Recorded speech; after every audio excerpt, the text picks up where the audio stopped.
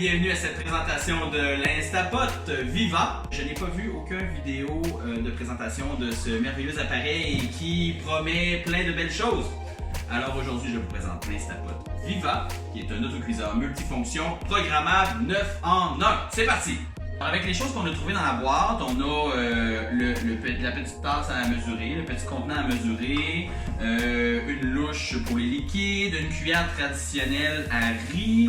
Aussi, ça nous promet de faire, les légumes à la vapeur, donc un petit rack comme ça qui est surélevé pour permettre à l'eau de faire de la vapeur sur les légumes.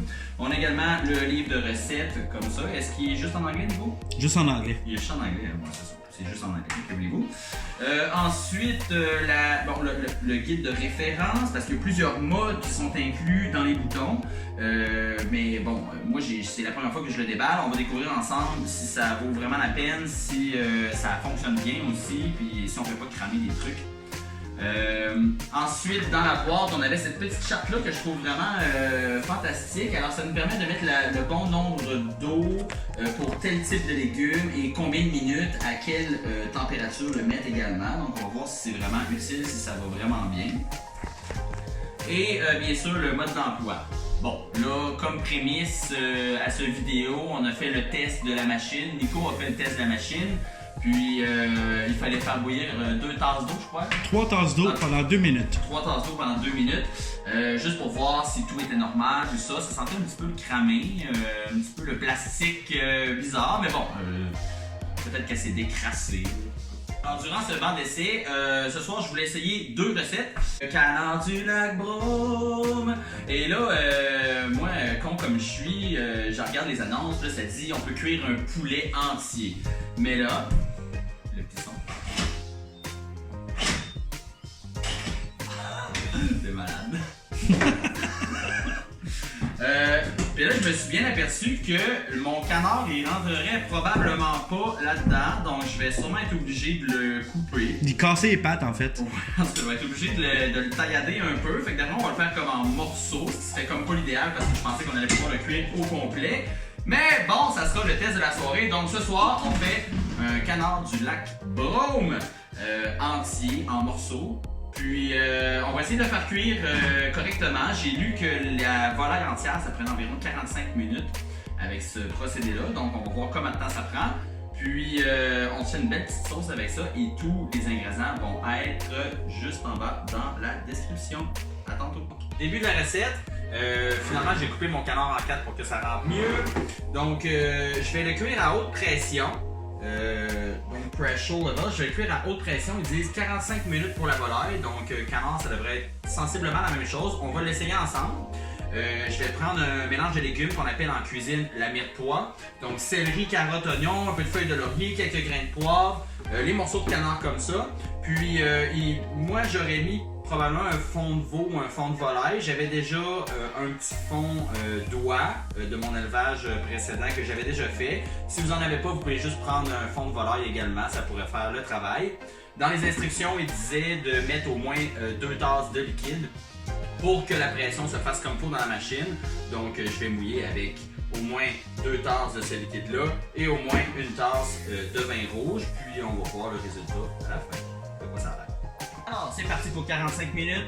On l'a mis sur Pressure Cook. On a seté 45 minutes pour que ça soit bien cuit selon les instructions pour le poulet. Et on s'est assuré également que la valve de pression était sur Sealing. Il y a 2 modes, donc venting pour relâcher la pression et Sealing pour qu'il garde sa pression. C'est parti, c'est le premier test et on se revient dans 45 minutes. Oh my gosh! Alors, comme vous voyez, mon premier test n'est pas très concluant. Ça l'a, premièrement, ça a pris environ 15 à 18 bonnes minutes avant qu'il prenne sa température. Et là, le 45 minutes a commencé. Donc, ça a pris vraiment comme 1 heure. Et par la suite, ça a fait bip. Et j'ai relâché la pression dans l'autocuiseur et là c'est un désastre total. Ça fouille de partout, mon miroir est une horreur. Faut peut-être attendre dans le fond, hein. Faut peut-être attendre. On va relire les instructions. Ben, coudonc. Après avoir relu les instructions, je me suis rendu compte qu'il aurait été mieux de mettre un linge sur la machine. Donc, chose importante, si vous remplissez votre machine à la capacité maximale, c'est mieux de mettre un linge sur le dessus pour s'assurer qu'il n'y a pas de liquide qui roule. Je trouve ça un peu comme un inconvénient. Je trouve pas ça très pratique. Maintenant, je vous montre de quoi ça a l'air. Wow! C'est nice. Bon, maintenant, on va voir si c'est bien cuit. Ça a l'air, on dirait que la cuisson a été quand même bord en bord. C'est ce qu'on va déterminer en fouillant quand même dans le canard. Je vais m'assurer que ça soit bien cuit avec 45 minutes. Et ça a l'air quand même assez bien. Oh oui, ça se détache bien. Ouais, ça se détache bien. Donc, étape suivante, je vais juste prendre tous les morceaux. Je vais les griller au four à broil, juste pour m'assurer que la peau soit bien croustillante. Et on se retrouve avec la sauce et l'assiette montée pour goûter le tout.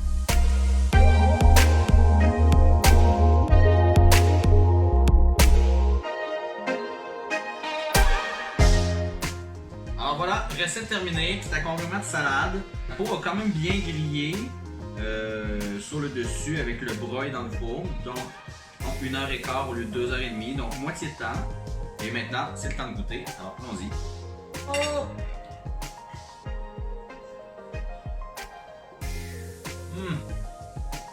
Le canard est cuit à la perfection.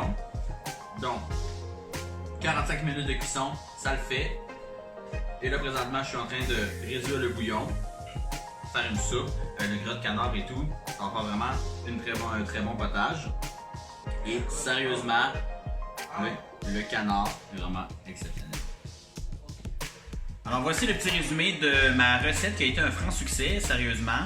Il s'est passé quelques jours depuis que j'ai fait mes premières vidéos et là je tenais à faire un petit retour sur comment ça s'est passé.